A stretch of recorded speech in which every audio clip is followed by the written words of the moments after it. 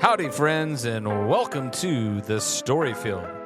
This is a podcast where we talk about business, faith, and life in general. Okay, so here's the deal.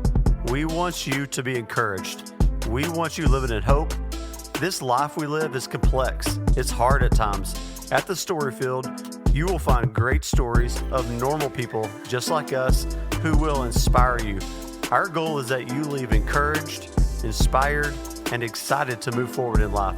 But before we get started, one thing though, if you're listening and you find yourself really hopeless right now, send us an email at hope@thestoryfield.com so we can pray for you. Thanks for joining us today. Let's get started. So, hey, Storyfield, I'm here behind the stage of the Village Church with Pastor Matt Chandler. It's stunning back here. Oh, it's great. Like, it's funny. I don't know how this is going to look on camera. Oh, no. It's basically like Probably gonna a be, large closet. yeah, it's going It's going to look like, a bit like, man, they're so bougie Right. there at the You Village. should like pose around. He does have a massive library over here.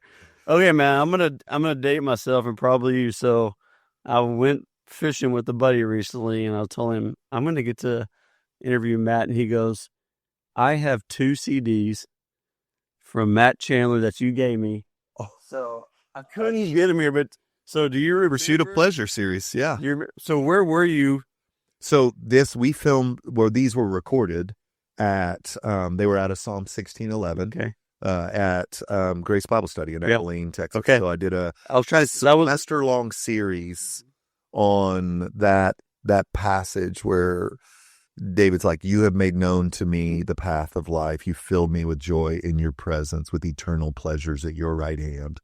And so then what I did from there is took like the things that contextually were the college kid's world, and I started trying to go, what are the pleasures that God has created for us from his right hand, from his lead?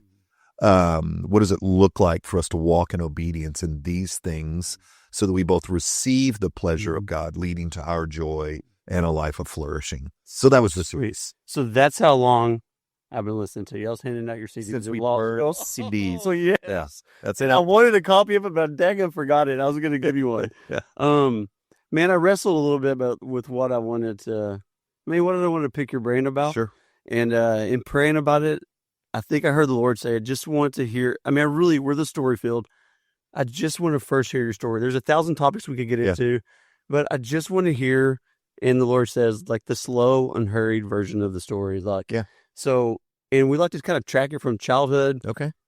Because, from what I understand, listen to you long enough. You weren't born at the altar, No. so I Absolutely. want to start me there, and then let's get to here, and we'll take some detours along the way. So let's hear your story. Well, I grew up, I've always said, I think I probably still believe this, a really strange home in that mom was like Southern Baptist fundamentalist, like no rated R movies, no secular music. Independent. No, probably not Yeah. as crazy as, well, let me backtrack on that. Probably not as tight Yeah. as the independent Baptist, but certainly fundamentalist Mm. Baptist. But not when I'm saying fundamentalist, I'm not saying like fundamental doctrines. Yeah. I'm saying more legal than Jesus and tighter than Jesus. Didn't think the Pharisees were serious enough about the law kind of folk. Wow. And, but then my dad was this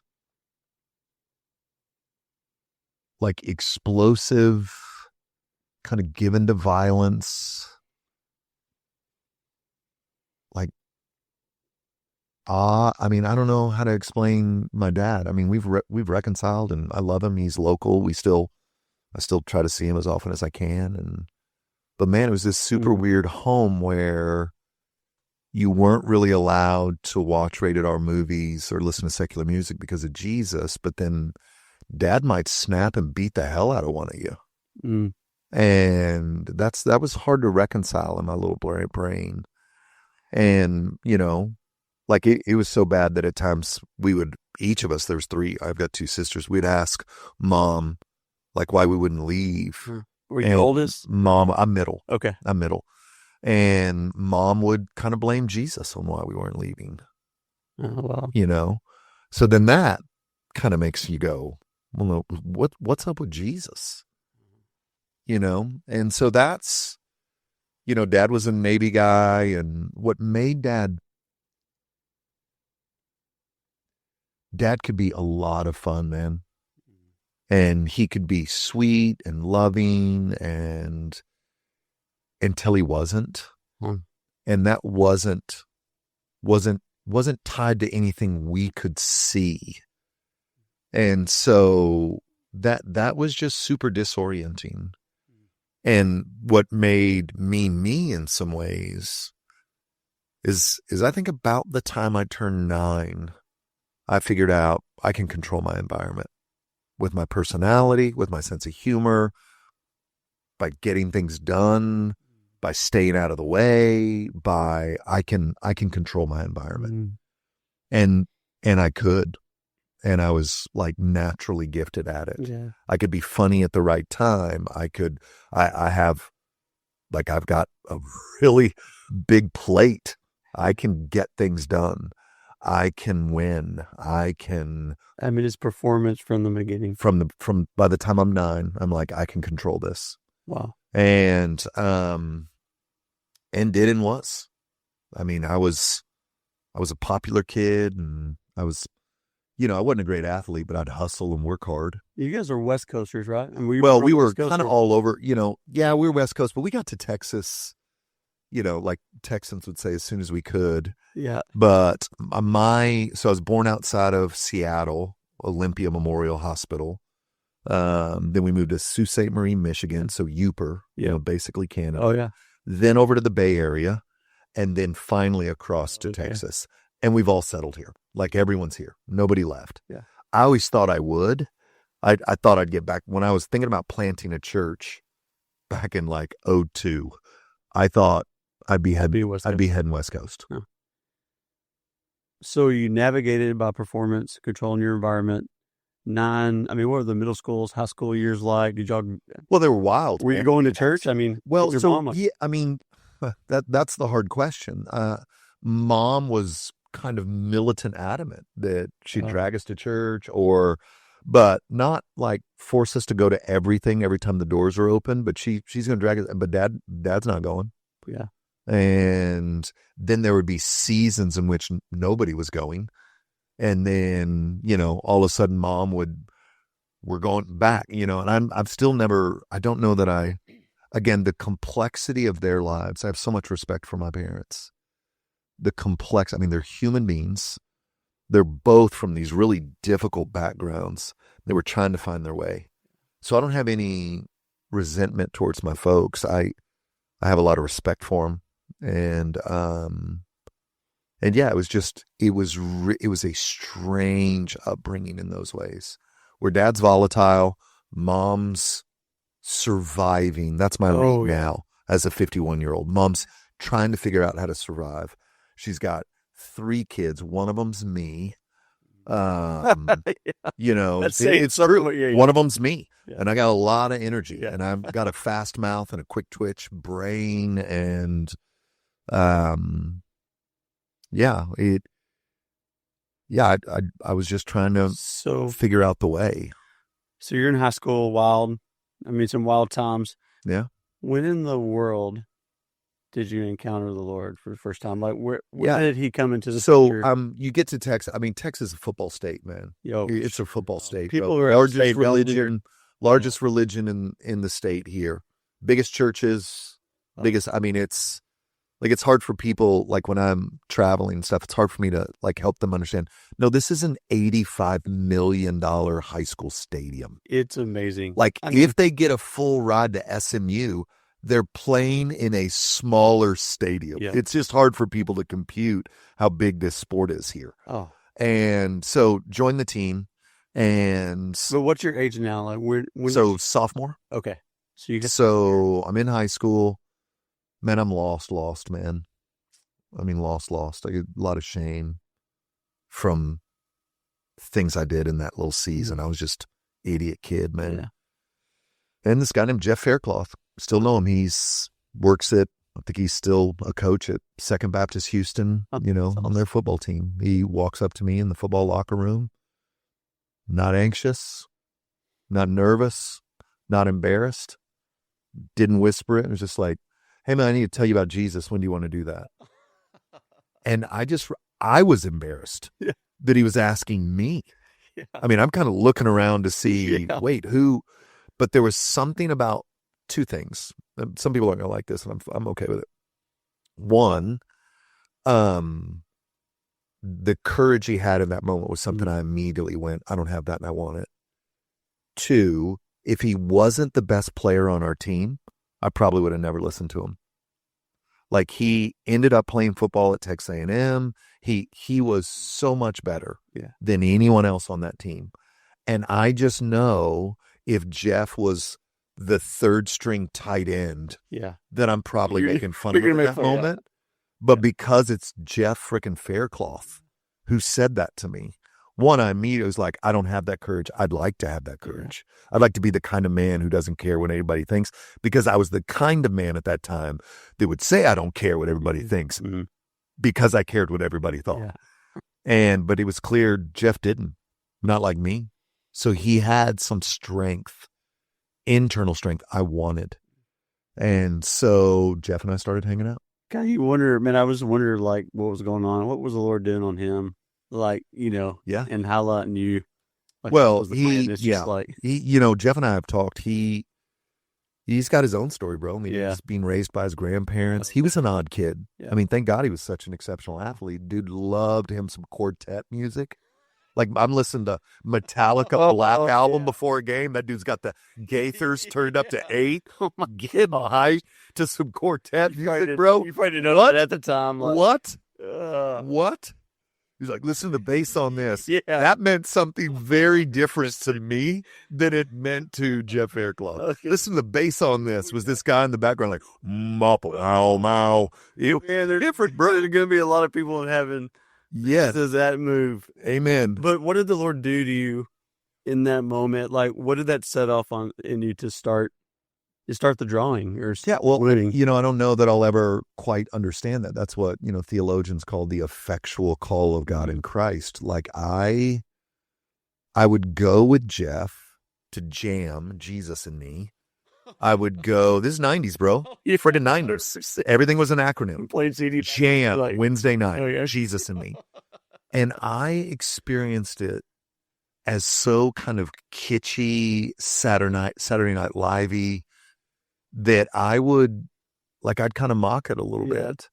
And then, this is why, man, I'm a happy Reformed guy. Then I'd mock it. I would think it was dumb while I was there. It'd feel kitschy. That's the only word I know that perfectly fits it. But then I'd want to come back. Yeah. Like, it was just easy to mock the whole thing. And then as Jeff was dropping me off in the house, they were like, can I go with you again next week? Can you pick me up again next week?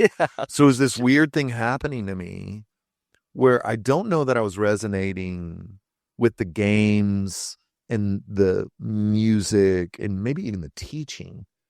But here's Jeff talking to me about Jesus, reading the Bible with me, inviting me to go with him. And so I was just going with him. I was confused all the time, would mock it all the time, but I kept wanting to come back. And so now one of the ways I've learned to kind of grow in confidence in my own evangelism is where I see that taking place, where I see someone being drawn even as they disagree, see them being drawn even as they don't like, see them being drawn even if all they're doing is complaining to me about this or that. I'm like, this is, I think, the effectual call of God. Yeah, just wait. Yeah. And it takes the pressure off too, really. Totally. So what point did you, say yes to following Jesus? Jeff graduated and went off to play college ball. And I kind of, fell back into old patterns. And my mom and dad made me work in the summer. And so my mom got me a job where she worked, which was Texas City Fabricating. It was a fabricating shop next to a refinery. in Texas City. Baytown. And South Bay Area. Yeah. Bay Area. And except I wish the Bay Area, this was like 110% humidity and 98 degrees outside. Not that Bay Bay Area. Area. Texas. Yeah, the Texas coast. Yeah, the Gulf Coast. Sorry, Gulf Texas, Bay. Yeah, the Bay. Yeah. Not the real Bay Area. All of America now. Yeah, of course. And so, man, my job was to clean the shop and then to like cut rebar. Then I had an industrial sander that I was on all day. They would fabricate things. I'd clean them up and then clean up the shop. And that was day after day that summer. And Jerry Hendricks, who's the student pastor at First Baptist Church of Tech City, Texas, reached out to let me know that there was like space open at youth camp. And I knew that the only thing my mama was going to let me skip work to do would be something church related. So, man, I just go to mom like, hey, I really want to go to youth camp. Here's what I knew about youth camp: girls and sports. Yeah. Girls and sports. Yeah. And not working there. That's right. I'm not sweeping a shop, sweating to death. And so, man, went to camp with First Baptist Tech City. And it was, just kind of the same old story, man. Thursday night, I still remember the guy was preaching out of Hebrews 12, whom for the joy set before him endured the cross, scorning its shame. Wow. Seated at the right hand of the Father. Like it was that night. Like I remember being really angry by what he was saying, mainly because I didn't like where my life was, which is weird to think of a, 17-year-old kid being at the end of like, is this it? What?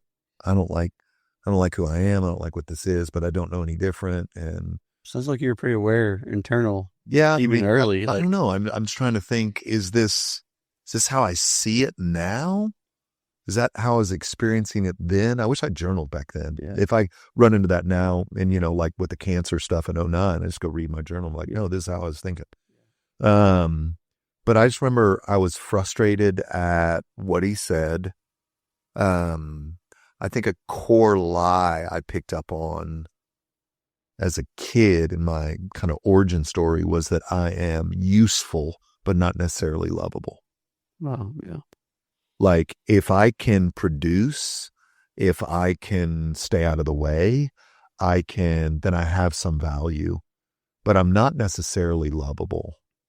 And so his message that night was, what was the joy set before Christ that day? So he goes back and he kind of shows how Jesus saw the future and knew the future. Not everything perfectly like the Father, but he could see it all. And then his big crescendo was, we were the joy set before him that day. Yeah. You were the joy. He had this graphic cross talk about how his body was beaten, and you were the joy set before him. Why don't you receive that? And I just remember if God loved me, why did my life look the way it looked? Why did I, all the conflict that was internal in me, I was pissed that he loved me. Yeah. And so I just walked out, and it was at the University of Mary Hardin Baylor in Belton, Texas. And they had this giant, I think it was an oak tree, and they had these yellow swings under them. And I sat in one of those swings, and just me and the Lord had our first wrestle. Oh my. And he is, 100 to nothing and ruins all that right now. 33 years later, he has just consistently put the beating on me. And I lost that night, and I won everything. Wow. After just thrashing out and saying crazy crap, I don't know if anybody's ever done that with the Lord, where you're just saying nonsense, bro. You're just like you lost your mind. So what were you, 17 then? Like, was that your about 3 days before my 18th birthday? Okay. 3 days before my 18th birthday. And the Lord just rocked me. And I'm telling you, man, I still haven't fully recovered from that night. Wow. Like it had never kind of got off of me. And I'm not saying I haven't had difficult years or seasons or dry spells but there's not this is the life I want. Yeah. That's the first love stuff, right? Like I'm just thinking, you never got over the first love too. No, I just couldn't, because I hadn't experienced love like that. Yeah. Like that whole concept of grace and like mercies new every morning.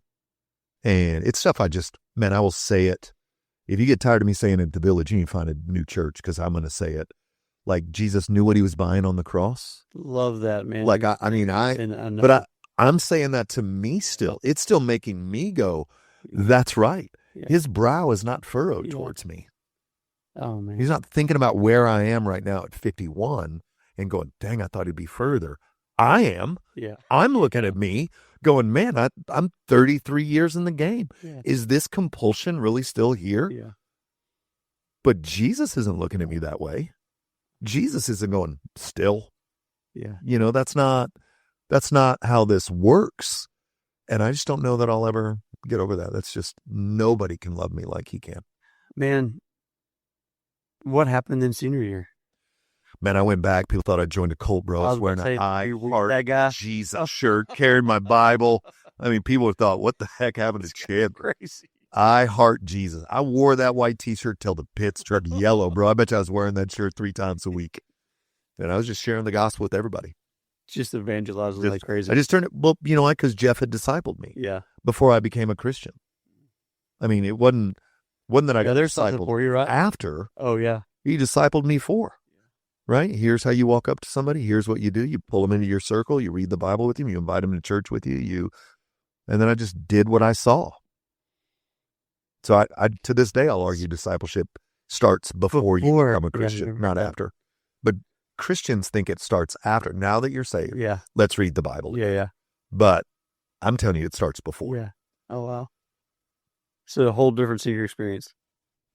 How in the world does the Lord take you from that? I mean, one of the things I want you to tell people is like, what does your story at this point say about Jesus? Yeah.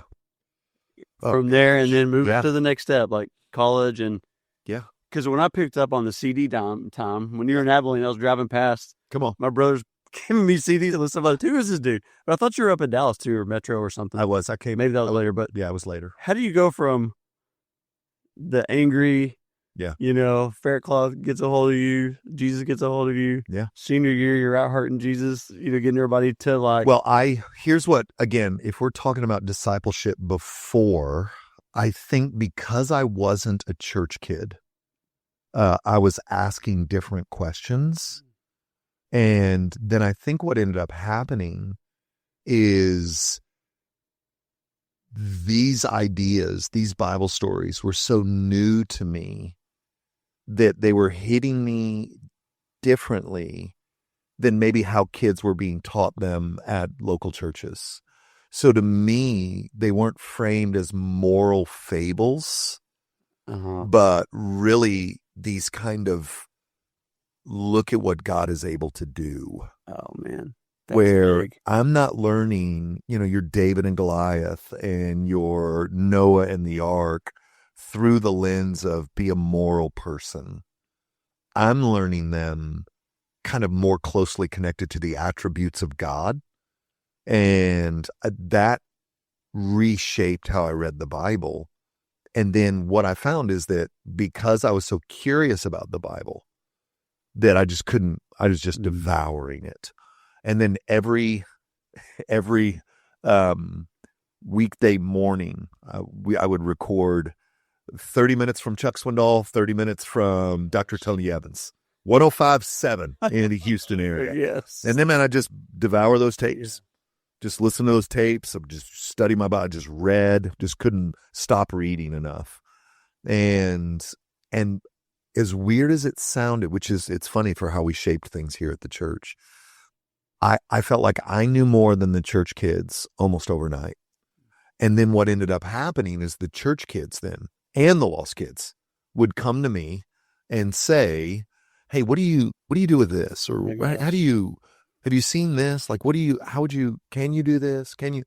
And then sometimes I would know, and then sometimes I wouldn't know, but then I'd go kind of dig around, or I'd ask my youth pastor, Jerry Hendricks, and he'd give me a book, or, and then I had Wayne Grudem's Systematic Theology. Yeah. It's like you open that thing, there's not a page that it's scribbled on. Yeah. I mean, I couldn't get off that book for years. And I just wanted to understand a little bit more what happened to me. And then I wanted to fuel this.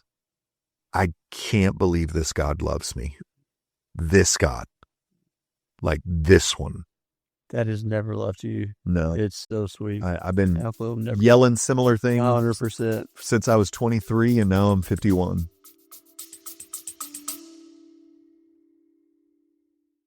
Hey, y'all. I just want to make an observation. When I see someone going through a legal situation, it seems like there are way too many unknowns. Well, the Allen firm provides legal guidance so that you can make a great decision, come to a resolution, and be at peace. For more information about the Allen firm, visit allenlawfirm.com. And I don't know how the call works, the call of God. People say that a lot. I think, but was there a point where you felt like, man, I'm going to go into ministry? I just know it. Or No, just I actually had I'm not going to go into ministry. And then the Lord kind of, thought that was cute and patted me on my hand. Yeah. So I graduated the next year. I didn't really trust myself to just get up and move. And I had good community, people who loved the Lord. So I wasn't eager to. Still in Texas City? That's right. Yeah. Still wasn't eager to like jet out to A&M, or I was nervous about how that would play out. Yeah. And that year 2 was super disorienting because I still very much had a heart in love with Jesus, and I kept screwing up, man. I fell back into the party scene for a while, and then I was just racked with guilt, and then, the real wrestle. run from the Lord, and then, do the same thing again 3 months later, and now I'm blowing my witness, and that stuff was, so I was like, man, I don't trust me to leave. I might spin out. And so stayed and went to little JUCO, and I was a janitor at a Christian school in Dickinson, Texas. Oh my gosh. And Dr. John Murchison was the preacher pastor of that church with that big Christian school in it. And there was a day I'd gotten to know all those people. I mean, I'm total extrovert, so I'm the janitor when I was swinging by, like, "What are you reading?" Hey, Kind of and yeah. And there had been a car accident, and John had to run up to the hospital. So he just asked me to share my testimony in high school chapel. Gosh, come on. Great, let's do it. So that's all I did. I shared my testimony, high school chapel. Afterwards, a man named Leo Smith, probably in his early 70s, came up to me. This is one of the big problems in the church. And offered me a job as a student pastor at his tiny little church in Lamarck, Texas. He was like... There were 5 girls. 5 girls in this, all 5 of them pretty much living with their grandparents. So that's a backstory itself. 100%. And I'm 3 years older than them at best. Did you do that? And they hired me. Oh, that's my first. They hired me. I took it. Bro, I was a janitor. That was a janitor, bro. No idea. Like, I was just like, and I don't know even how I got that job, I think was providential, because the interview was like, "Do you know how to change a ballast?" And I was like, What's a ballast? I don't know. What's a ballast? What about elevators? You know how to fix elevators? I was like, "No, sir. I don't have a clue how to." YouTube it. Yeah, no. That didn't exist. I don't know. Is there a manual? I might figure it out. And they hired me. It was I was terrible. Man, just that small stuff is so important. Oh my gosh. It's huge. That's the stuff, man, where the Lord, you're just like, what? No. So then I end up at this little Baptist church in Lamarck, Texas. And where is that? Is that south of Houston? It's right next to Tech City. Oh, okay. Tech City, Lamarck. Okay. That whole area. That's Alvin. unknown to me down there, but I know it's all right on the coast. That's Houston to me. Yeah, that's right. Well, I usually say I'm from Houston. Yeah. People are like, what part? I'm like, oh, okay. So not Houston. Or I can say Galveston. Yeah, I'm like Galveston. okay. Most people know where Galveston is.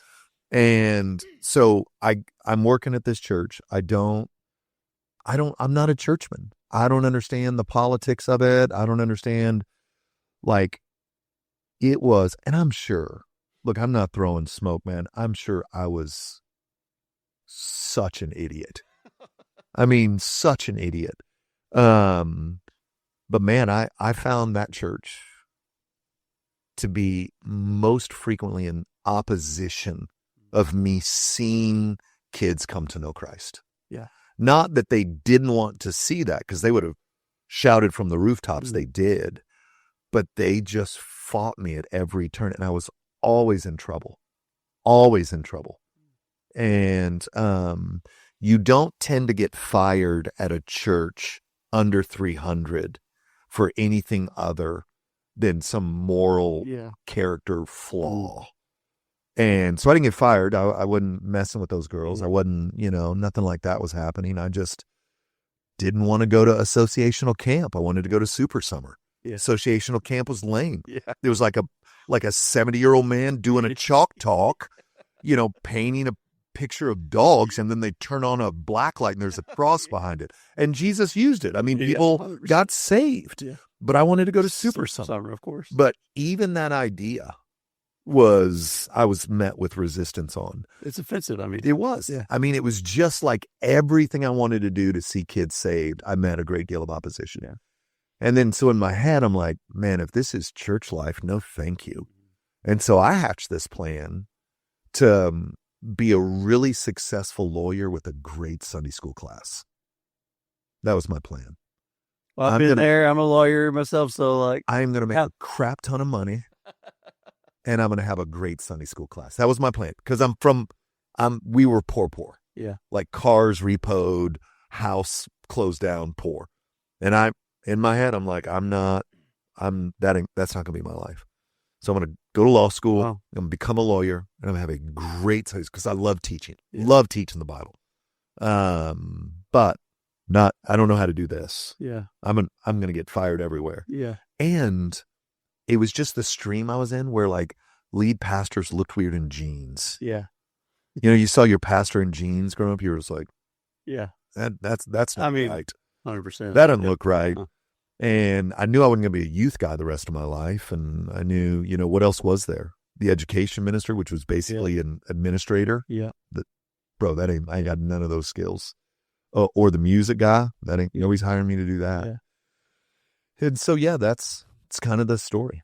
Did you apply to law school? I mean, did you travel? Well, I was going to go to A&M. I had great friends there. I was going to do business there and then go to law from there. Mm-hmm. At the time, A&M didn't have their own law school. Mm-hmm. Now they did. Now they do. But then that's a whole nother story. Like everything I love about my life right now hinges on this moment where I had let the church know I was resigning. I had let, some friends that were already at A&M who loved the Lord, who were following hard after Jesus. They were all involved with Breakaway. They were all they all loved the Lord. I was going to room with those guys, Viking Apartments in Bryan, all bills paid joint. So, it was always, and I'm sure it's not standing. And I was going to go to A&M. Let's get a business degree, and then let's go to law school. And I buy Chuck Swindoll's book, Flying Closer to the Flame, which is his book on the Holy Spirit, which the irony of how God uses that to turn the whole trajectory of my life.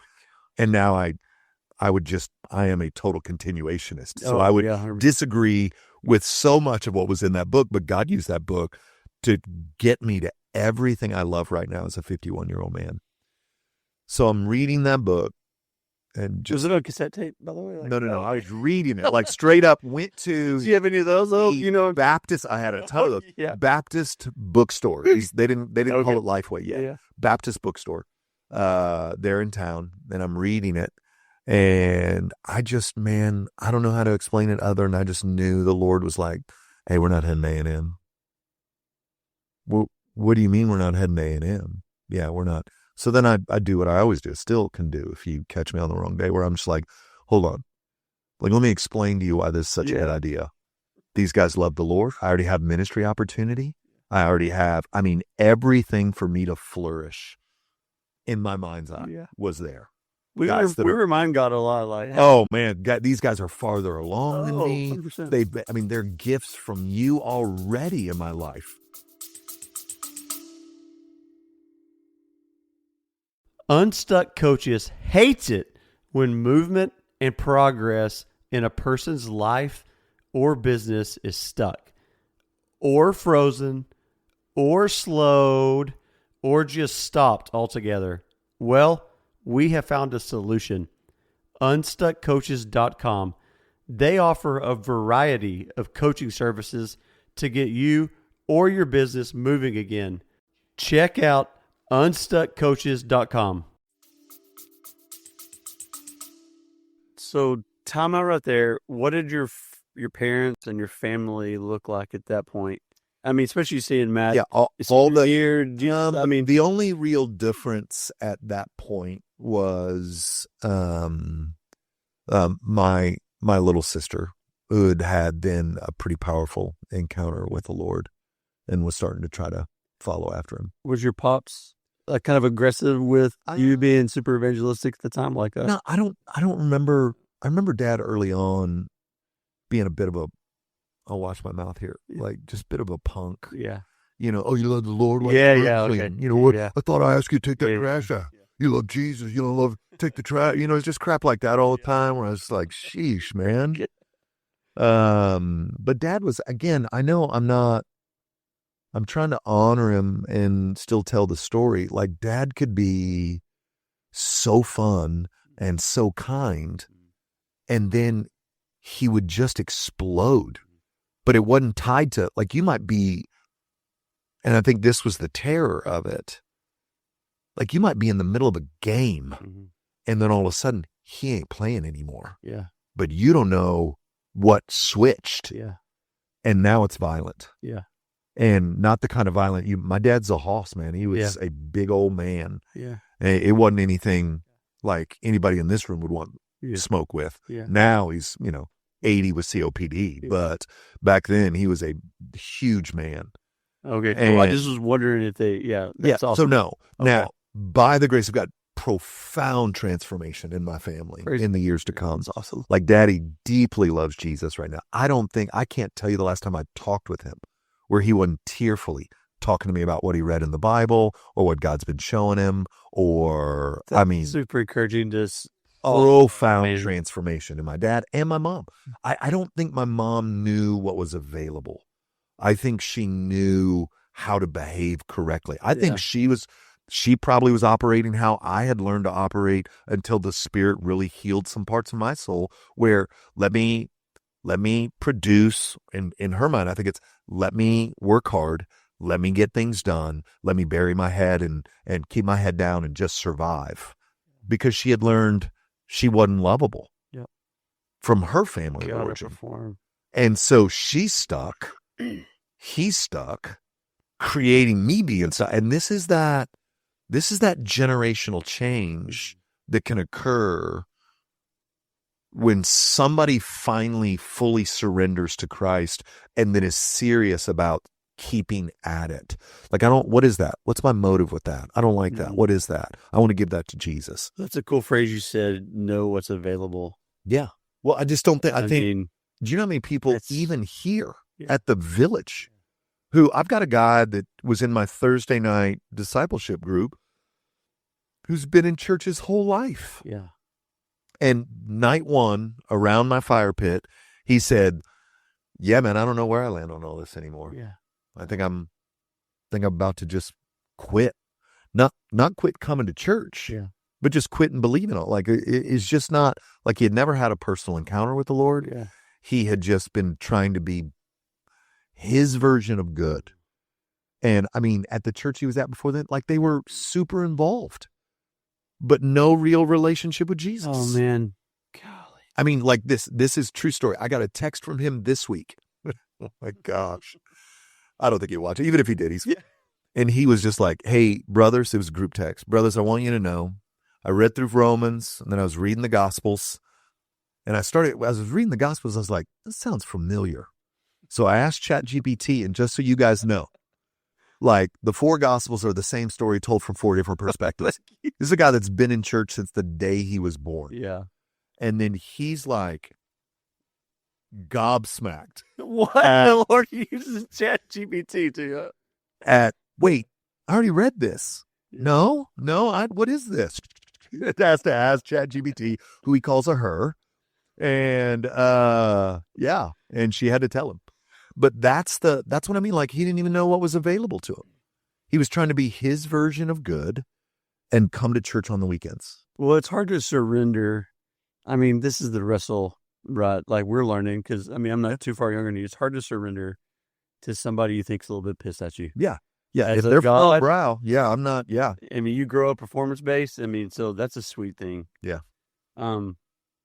Where'd you go from? You got So, redirected? ended up at Hardin-Simmons University. Okay. And went there, was kind of trying to go the same route, either business or political science. And then a guy named Steve Hardin, crazy man named Steve Hardin, was doing like a ecumenical Bible study there called Grace Bible Study. Okay. He's running 200 or 300 kids. He had felt the Holy Spirit lead him out there. So that's what he was doing. He'd started a nonprofit and he was doing Grace Bible Study. I had met him the summer before I got out there when I brought the kids in my youth group to this camp that he was teaching at. So Steve and I meet there. He's like, "Oh man, you coming to Abilene? Man, man, I'm going to snatch you up when you get out there." And he did snatch me up. And so the two things that happened in Abilene, probably more quickly for me, not that they should have, but that it wouldn't have happened this way. So the student pastor that was at the church that I'd become a Christian at was now in Abilene at Pioneer Drive Baptist Church. He knew me, knew my story, knew that I had something on me in teaching. So, I mean, as soon as I got, I'd been there my freshman year, basically for a few months. He was like, "Hey, would you want to teach one of these college classes for me?" Absolutely. So I started teaching through 1 John for the college students at Pioneer Drive Baptist Church. And then Steve Hardin would be like, "Hey, I'm out of town next weekend. Would you be willing to preach Grace Bible Study for me?" Sure. So I'd teach Grace Bible Study. Now, was this CD from Grace? Yes. Okay. Oh my God. And then the other thing that's happening at the same time is ACU has decided they want to grow into a tier 1 university. So they start recruiting kids that aren't necessarily Church of Christ kids to increase numbers. They want to be a deal. And then, so that blows us up. So then Grace goes from like 300 to over 1,000. And I'm teaching. Everybody's like, "Oh, it's Matt's teaching." But it'd really been some other kind of decisions that had been made that brought all these Christian kids. They weren't necessarily Church of Christ. They weren't necessarily Baptist. They weren't necessarily Methodist over at McMurray. But then I had 1,000 kids gathered. And so I'm working my plan, bro. I'm going to go law school, and then I'm going to be in some city, some First Baptist church in a city, teaching a killer Sunday school, big Sunday school, making millions. Yeah. You can't handle the truth. Yeah. I'd see a few good men. I was ready, bro. That's what I wanted. I didn't know there's very small portion of what you're doing. You're just actually by yourself studying a lot. Yeah. And so it's like 2 a.m. I'm at IHOP with a group of friends, and there's a young woman there, college girl, and she was like, "So when did you feel called? When did you get called into ministry?" I was like, You're like, "What?" "I'm not." Yeah. She was like, "No, I think you probably are." And I was like, "Christy, look, I'm not." And I told her the whole story back in Lamarck and what had happened. And she just listened and smiled. And she was like, "No, I hear that. I'm sure it sounds awful, but I think you probably are called to ministry, vocational ministry." And then it just haunted me, man. Like, I went home, I couldn't hardly sleep that night. Yeah, I'd much rather have it that way, though, than like somebody coming in and saying, like, "Hey, I'm called to this." Like, wait, what? Yeah. Somebody else like calls out of you, like, I was not interested. So you're just fighting it. Yeah, and then I just wrestled with the Lord. I mean, per my MO, still can do it like an idiot. But have another oak tree swing spot. Like, what are we doing here? Just say yes. You know how it ends. But man, was like, I didn't want to be poor. Yeah. I didn't. I'd been poor. Yeah. I don't want to be poor. I don't want to look weird in jeans. Yeah. I don't know how I fit in this world. All I had was, I don't fit in that world. I'm trying to convince God, let me do itinerant ministry. Yeah. Let me just travel and preach, man. Let me be a lawyer that does some ministry stuff. I was just not wanting to say yes. And then finally, like I said, my MO, I just ran out of gas on it. And just said, just kind of collapse. Okay.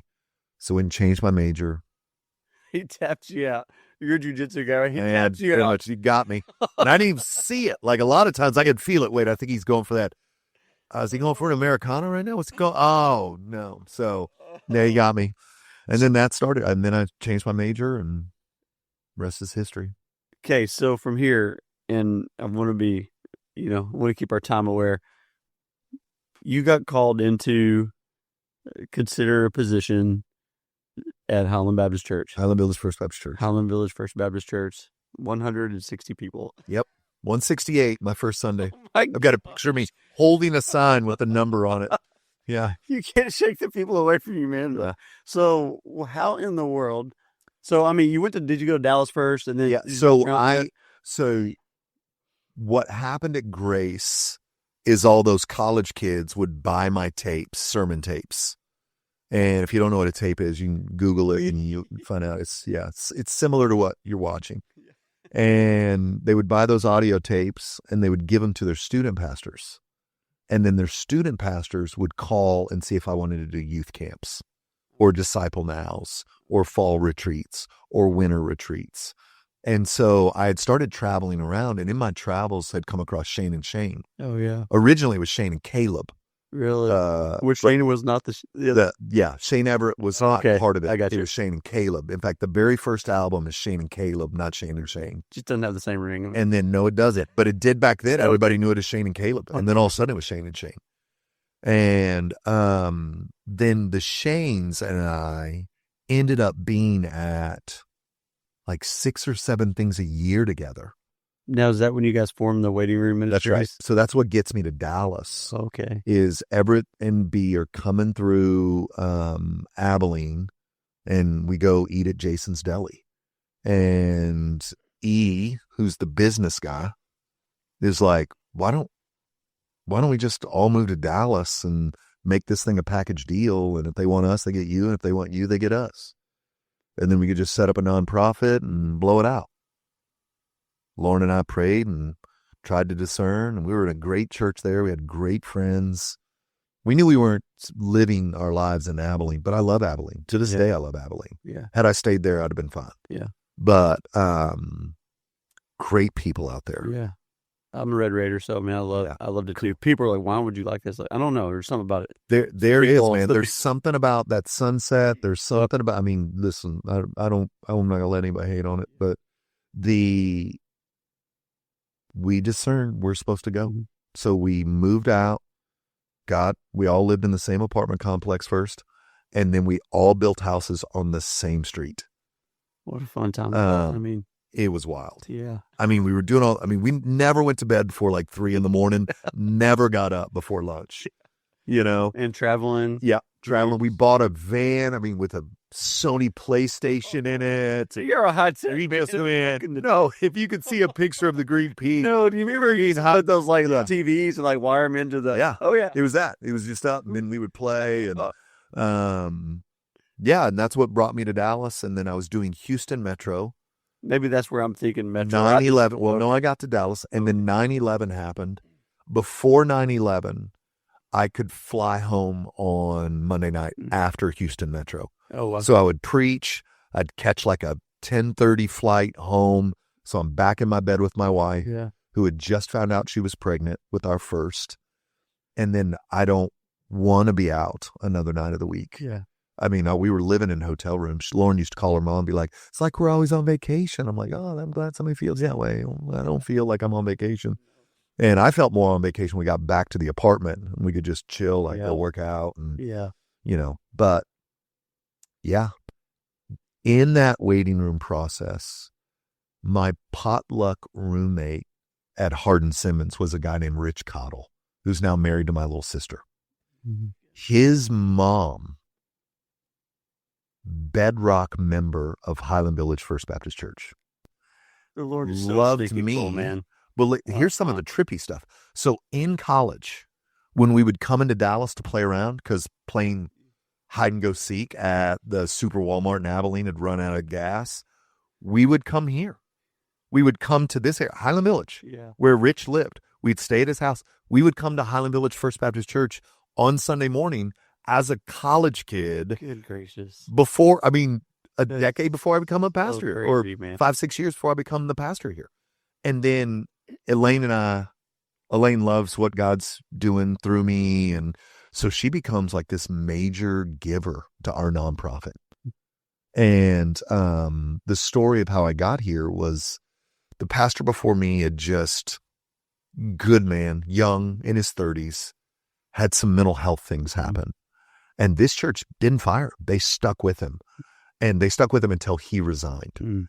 But the church, Willow Creek Association, kind of seeker-friendly, had grown up to about 500, and then he had gotten, his brain broke, and they had just started shrinking. Yeah. And so they started looking for someone to come take this, and they had blown through everybody they were honestly looking for a unicorn anyway. And they certainly weren't looking for me. They're like, they were not man, looking for me. There's one guy left on this. Well, I would never turn in my resume for this. I oftentimes told my little sister, who'd marry rich, they were coming here like, why are you in that church? Yeah. Why aren't you? Because I had been twice and it was so seeker friendly. I'm like, we didn't even mention Jesus. Yeah. Nobody had us. We didn't talk about the Bible. We jumped off from a Martin Luther King Jr. quote. Yeah. What is this? Yeah. Well, on Wednesday nights, I'm like, well, what? I never could understand it. Nope, we don't even go that. But Elaine and the search team had gone down to Houston to hear this kid that they thought might be the guy. He was pastoring at a smaller church in Houston. They went to go, and they just collectively were like, that's not him. They were driving back in Elaine's Yukon XL. And I landed from this trip with the Shanes, from this missions thing we did at Auburn University. And I call Elaine Sunday afternoon. I call her because when you're running a nonprofit and somebody's throwing out $6 plus at you, you call to say hi. Oh, for sure. And so I was going to call and tell her how Auburn went and check in with her. Yeah. And she answered the phone, bro, and said, "Hey, Matt Chandler." She'd known me since she met me like day one moving into college when her son already set up his side of the room. And what happened was on the way, they all agree he's not our guy. And a guy named John Lowe, still here with his wife, Pam, see him every Saturday night at 4, says, what about the kid doing Metro? Well, that's me. But Elaine knows, I don't like this church. I don't like it theologically. I don't like it philosophically. So Elaine's like, well, I'm not sure, he's doing this thing over in Dallas, Metro Dallas now that was running about 3,000 kids. Oh, it's huge. I can't call them kids now. It's their age. And I think if I'm not at Dallas Metro, I don't ever get this job. Wow. Because they're so disoriented by what I'm saying. All that to say is Elaine asked me to turn in a resume. But after that call, she followed up with, she's like, look, I don't think you're for us or we're for you, but I think you might be able to help us by asking clarifying questions and getting us to what we're actually really after. So I don't think this is going to be you. I don't think you want it to be you, but I do think you can help us. That's how she framed it. So, bro, I opened up my computer. I started writing. I'd never done a resume. Like, remember that paper clip? Flippy. Oh, yeah. Clippy pops up. He's like, looks like you're trying to write it's that AI before AI. It was Clippy popped up. I was like, say, man, you look like you're trying to write a resume. Would you like some help with that? You would have said, yes, Clippy. And Clippy helped me write my resume, and I turned it in. And then back and forth. God. And I ended up 3,000. You were talking wanting about the job. Okay. And getting it. Okay. And that's what kick-started fast growth here is I had these 3,000 kids in town, most of whom did not have a church home. They were using Monday night for a church home. The search team would come and watch Bleecker lead worship for 45 minutes, me preaching on 2 sentences from Romans 8 for 50. And it was so disorienting, but they couldn't. They'd look around. There are all these kids in there. I mean, everybody here was in their 50s. They would look around and see all those kids, and they wanted it. And I was super honest, and I was like, I don't understand your system of government. Like, if you're going egalitarian, I'm not your guy. I won't do it. So I don't want to quit on you 6 months from now. So you needed to figure out, is this where you're going? And I mean, I was just super honest. Like, literally in my Before they voted, the first question I got, Ron Pecunia, still here, said everybody buys a house knowing the first thing they're going to change as soon as they move in. What's that thing here? Oh, that's brilliant. And I was like, good question, man. Not getting the job now. Yeah, good. And I just said, I think your system of government's a disaster. I don't know how there's any real accountability here or how anybody could feel theologically safe or, and then I don't understand worship. Like you've got, you have a worship team like you run 5,000 and you're running 46 people a service in a room that seats 440. So I'm just confused about some of those things. I think doctrinally you're all over the map. You don't fit any grid or system, and that's not a compliment. I'm not saying you're theological mutts because you guys have found the truth in the way. I'm saying you're a disaster because you've been borrowing from different churches and haven't done the theological work yourself, and no one batted an eye.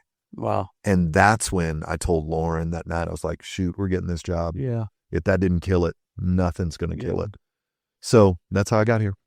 And I thought I'd be here 3 years. I literally thought, okay, the Lord wants to show me some things so that when I go back to the West Coast, I go plant a church, I'll have these lessons with me.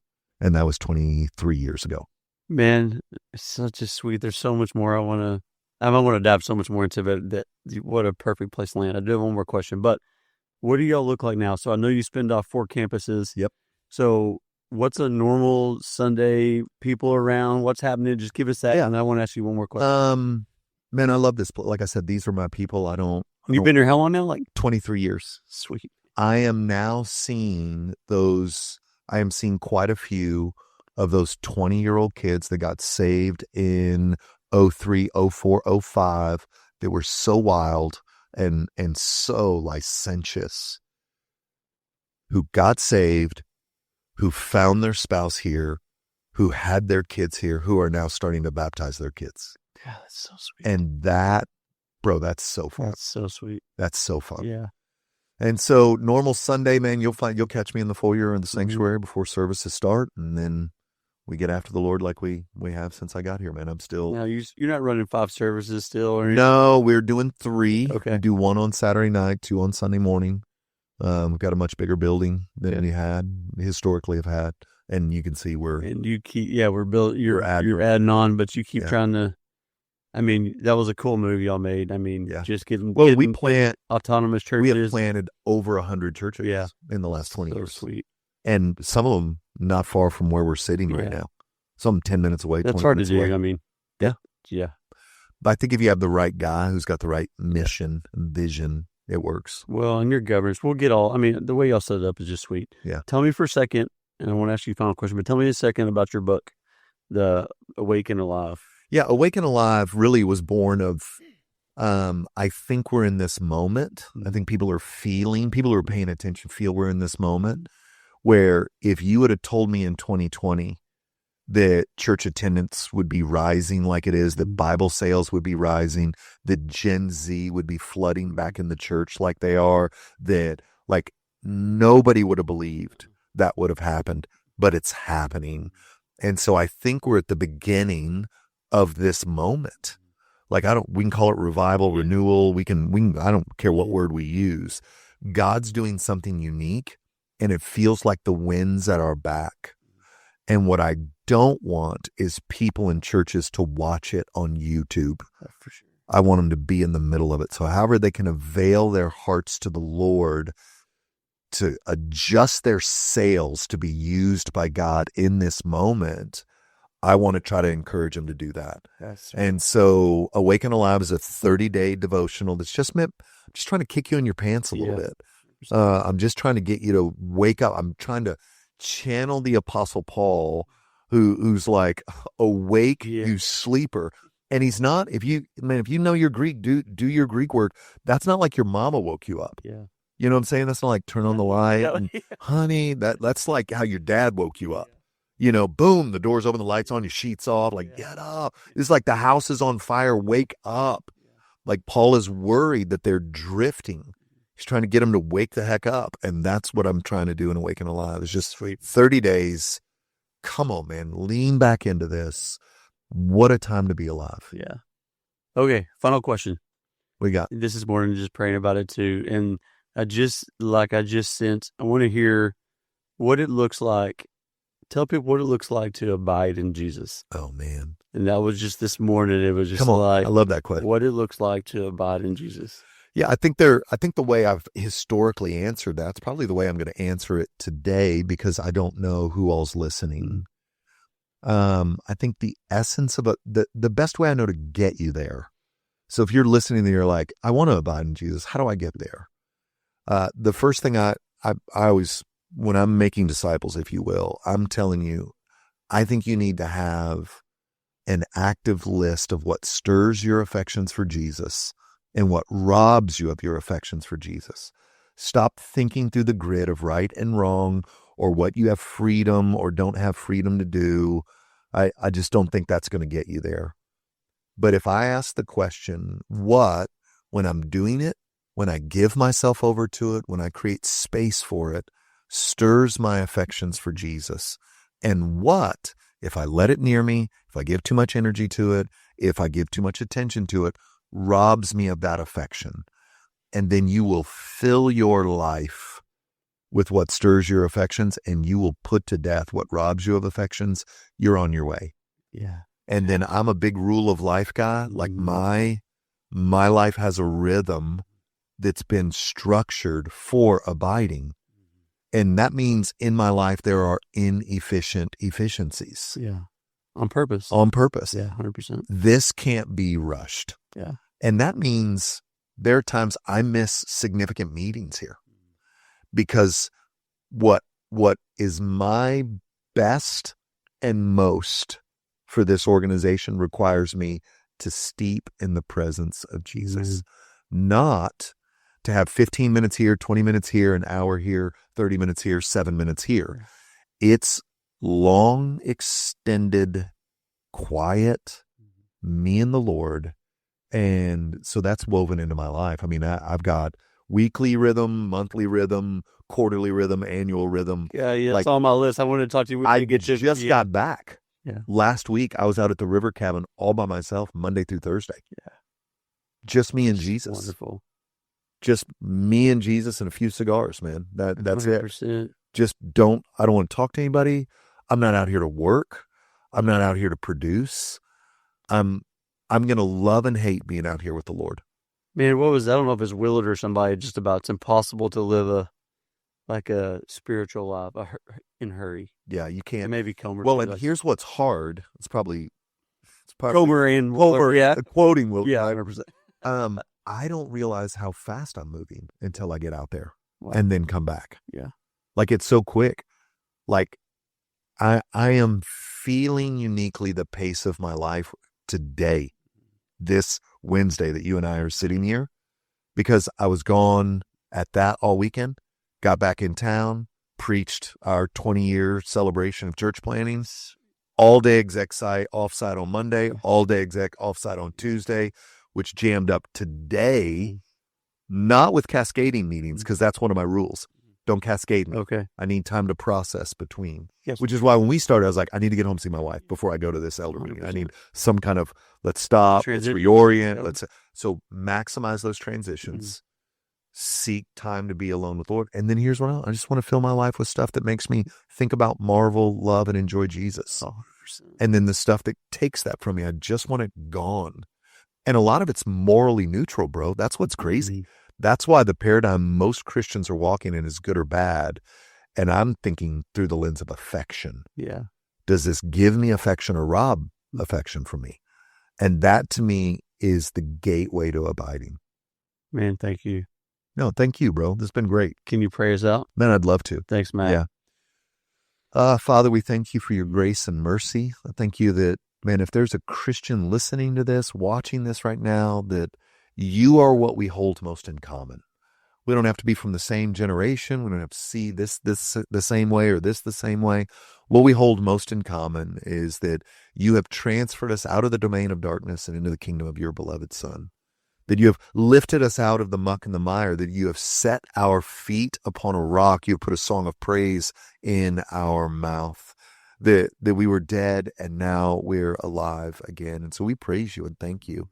And I don't know, man, if whoever's listening to this is on a treadmill or in their car or on a walk or woke up in the middle of the night and couldn't get back to sleep, and so just threw their headphones on, or man, if they just saw this off to the sidebar in their YouTube algorithm and clicked on it. But I pray, Holy Spirit, you minister to this man or woman right now in the deeper places of their heart. Ask not that you would just take away the fruit of brokenness, but that you would pull it up from the root in their lives. And so that's not hard for you, and wouldn't diminish you. You wouldn't be tired afterwards for having done that. And so I just ask that you would, for the glory and fame of Jesus Christ, let your healing grace be present in the men and women that are listening to this now. Thank you for just an hour or so to just talk about you and how good you are and how kind you are. And that this falls in this week, not far from Thanksgiving, is special to me. And so thank you. Love you so much. I want you to be seen and marveled at and worshiped and delighted in. You are worthy of it all. And it's for your beautiful name I pray. Amen. Amen. Bless you, Matt. All right. Bless you guys. Thank you.